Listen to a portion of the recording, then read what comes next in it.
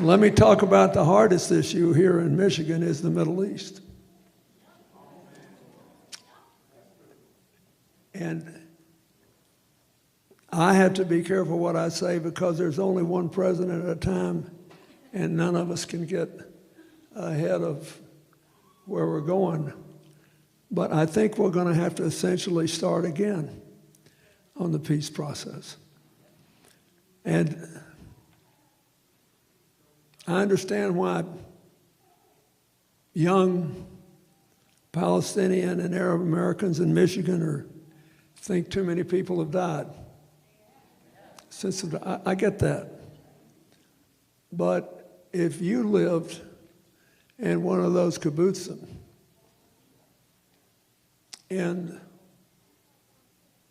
Israel, right next to Gaza, where the people there were the most pro-friendship with Palestine, most pro-two-state solution of any of the Israeli communities, were the ones right next to Gaza. And Hamas butchered them. And so then the people who criticize it are essentially saying, yeah, but look how many people you've killed in retaliation. So how many is enough for you to kill to punish them for the terrible things they did? That all sounds nice until you realize, what would you do if it was your family and you hadn't done anything but support a homeland for the Palestinians, and one day they come for you and slaughter the people in your village? You would say, well, you'll have to forgive me, I'm not keeping score that way. It isn't how many we've had to kill, because Hamas makes sure that they're shielded by civilians. They'll force you to kill civilians if you want to defend yourself. And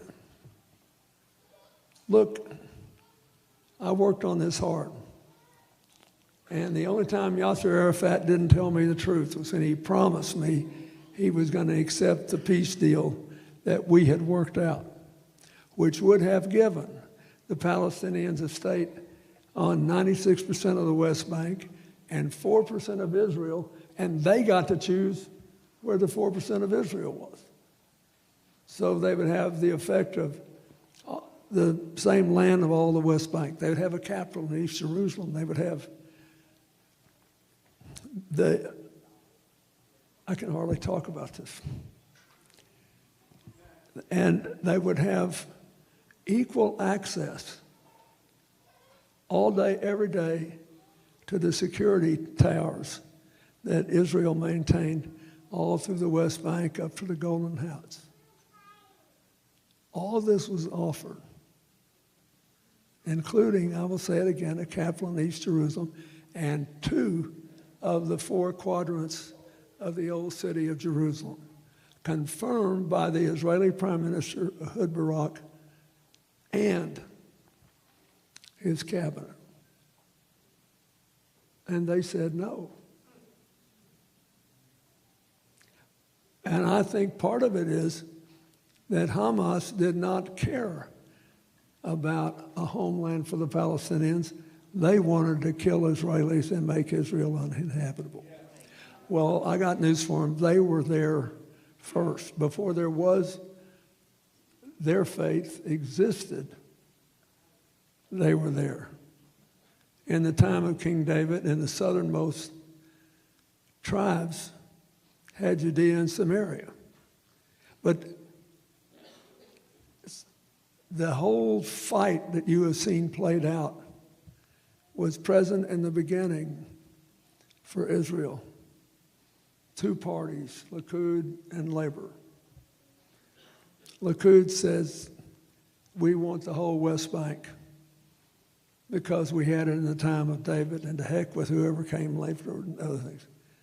Labor said, we will take what the United Nations has offered us, and we will make a garden in the desert. And we will have friends, and we will work through it. And they did. David Ben-Gurion. They're still fighting this fight today. And so here's what I want to tell you. I'm going to do everything I can to convince people that they cannot murder their way out of this, neither side. You can't kill your way out of this. And they have to make a new beginning. But when I read that people in Michigan are thinking about not voting because they're mad at the Biden administration for honoring its historic obligation to try to keep Israel from being destroyed, I think that's a mistake. Because Donald Trump has shown what he wants. And I don't think it's, and he claims it's good for Israel, but I don't think it is. I think we still have to find a way to share the future. We cannot kill our way out of conflicts. But we do have to fight our way to safety. And make no mistake about it, we've got now Iran, a Shia state, the Hezbollah, a Shia sect, the Houthis, a Shia sect, now with Hamas, a Sunni Arab operation, united in thinking the only thing that we have to do is run every Jew out of Israel. And I'm sorry, but I'm not for that. I think that is wrong. It violates everything we've stood for. And in the end, it won't be good for the Palestinian people. I'll never forget Arafat, when he promised me he was going to take this deal we worked out. He always was fighting with Prime Minister Barak, and I said, wait a minute. I said, you think I care about the Palestinian children? And he said, oh, much more than the Arabs do. He said, they only care about us when they need to blame America and Israel for their people being upset in the streets. This is far more complicated than you know. And all I ask you to do is to keep an open mind. But Kamala Harris has said that she will try to negotiate an end to the violence, an end to the killing, and a new peace process. And that ought to be enough. Okay.